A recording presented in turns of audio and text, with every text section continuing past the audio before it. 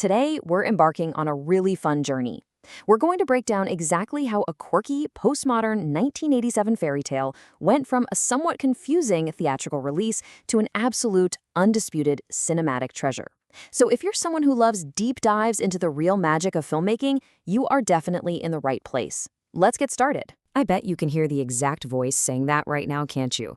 It's honestly incredible to think that decades, literally decades after this movie premiered, fans are still rushing up to the cast on the street just to shout, "As you wish," or, of course, the legendary Inconceivable. It's a level of devotion most films only dream of. But how did it actually get there? Well, to answer that, we're going to open the book on 5 distinct chapters today. A storybook phenomenon, assembling the brute squad, storming the castle, mostly dead to cult classic, and finally, an inconceivable legacy.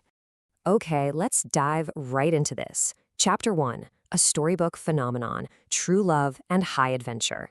You know what makes this film so uniquely brilliant? Is how it completely winks at the audience. It frames this epic, swashbuckling journey as a story just being read from a book by a grandfather, played perfectly by Peter Falk, to his sick and frankly highly skeptical grandson, played by Fred Savage. And within that brilliant framing device, we get the ultimate adventure. We've got a poor farm boy named Wesley on a desperate quest to rescue his true love, Princess Buttercup, from the incredibly arrogant Prince Humperdinck.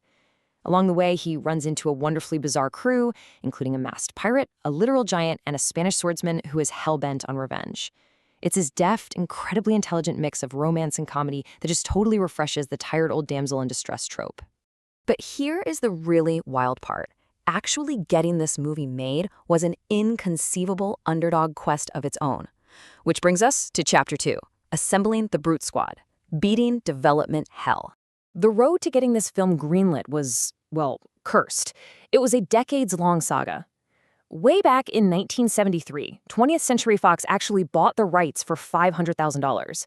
But then the head of production got fired, and the whole project just stalled out. Throughout the 70s, legendary directors like Richard Lester, Francois Truffaut, and even Robert Redford tried to get it off the ground, but nothing worked.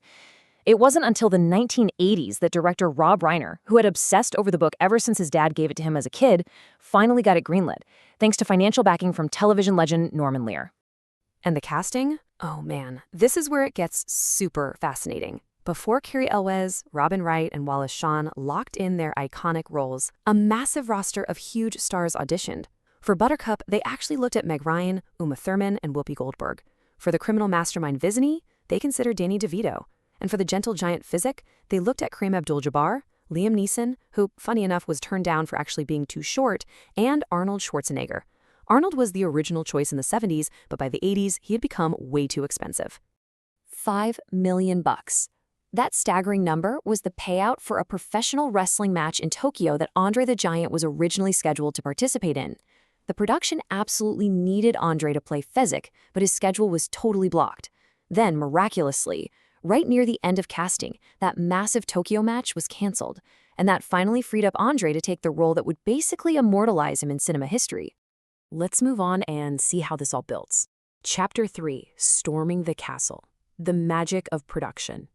So, filming kicks off across these incredibly scenic locations in England and Ireland in late 1986. If you remember that absolutely iconic duel atop the cliffs of Insanity, you're going to appreciate this. Cary Elwes and Mandy Patinkin actually performed their own combat scenes. They spent about 3 weeks before filming just learning a fence, and not just normally, but both left-handed and right-handed. And they were trained by the best, fencing instructor Bob Anderson and stunt coordinator Peter Diamond. If those names ring a bell, it's because they trained the actors for the original Star Wars trilogy. Elwes and Patinkin were literally practicing off-camera constantly to make that sword fight absolutely flawless. But, not all the physical feats on screen were exactly what they appeared to be. Andre the Giant had actually undergone major back surgery before filming due to his acromegaly, which is a hormonal disorder that caused his gigantism. So despite his massive size, the guy was in severe pain and physically could not support the weight of his co-stars. So the production team had to get a little clever. During the wrestling scene, when Cary Elwes' character is hanging on Andre's back, Elwes is actually walking on a series of hidden ramps just below the camera line. And at the end of the film, when Andre supposedly carries Robin Wright, she was actually suspended by hidden cables.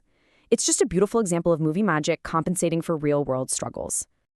Moving right along to Chapter 4, Mostly Dead to Cult Classic, A box office rebirth.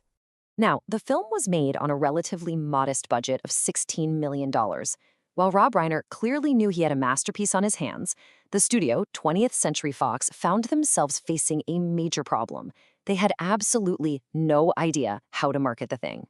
The studio was just utterly stumped by this postmodern fairy tale. They basically tried to promote it as a standard zany comedy, skipping a proper audience-tested trailer altogether. And because the marketing was so confusing, the initial theatrical run pulled in a fairly modest $30.9 million. I mean, it was a success, sure, but definitely not a smash hit. However, Fox head Barry Diller had actually told Reiner to make a movie that would find its audience over time. And wow, was he right. The second this film hit the home video market on VHS, it just exploded into a phenomenon. It achieved universal acclaim and basically earned a permanent spot on everyone's greatest comedies of all time lists. So the crucial point here is that this massive second life was driven heavily by the film's extreme quotability. William Goldman's brilliant script has completely burrowed its way into our pop culture. Cary Elwes even mentioned on the film's 30th anniversary that people quote, "as you wish to him," constantly. But spare a thought for Wallace Shawn. According to Elvis, anytime Shawn makes a minor everyday mistake, like simply dropping his keys on the sidewalk, someone nearby is almost guaranteed to yell, "Inconceivable," right at him. Which leads us perfectly into our final chapter today, An Inconceivable Legacy, the franchise that will not die. Dedicated fans and massive celebrities just continuously find new ways to celebrate this movie. Back in 2011, Jason Reitman staged a massive live dramatic reading at LACMA with Paul Rudd and Mindy Kaling. During the 2020 quarantine, an entire ensemble of celebrities filmed themselves recreating the movie at home for Quibi charity project. And later that very same year, most of the original cast reunited for a virtual live read-through fundraiser that pulled in over 110,000 viewers. It just proves that the love for this story is as alive right now as it was back in 1987. But look, with that kind of intense love comes some serious mama bear protection. In 2019, rumors started swirling that Sony Pictures was actually interested in remaking the film. The internet backlash was instantaneous and massive. Fans totally rejected the idea, literally calling it inconceivable. Even the original cast stepped in. Cary Elwes took to social media and brilliantly paraphrased his own character, saying there's a shortage of perfect movies in this world. It would be a pity to damage this one. Jamie Lee Curtis, who is married to Christopher Guest, the actor who played Count Rugen, also publicly fired back, stating there is only one Princess Bride, and it belongs to Goldman and Reiner. It's genuinely rare to see a piece of media guarded so fiercely by its audience. Which leaves us with a pretty provocative final thought for our explainer today. We live in an era that's completely defined by constant reboots, reimaginings, and endless sequels. So could it be that this 1987 classic is truly immune? With fans in the original cast so fiercely rejecting any attempt at a remake, is The Princess Bride the very last untouched fairy tale in Hollywood? It's definitely a fascinating question to ponder the next time you sit down to watch this perfect movie.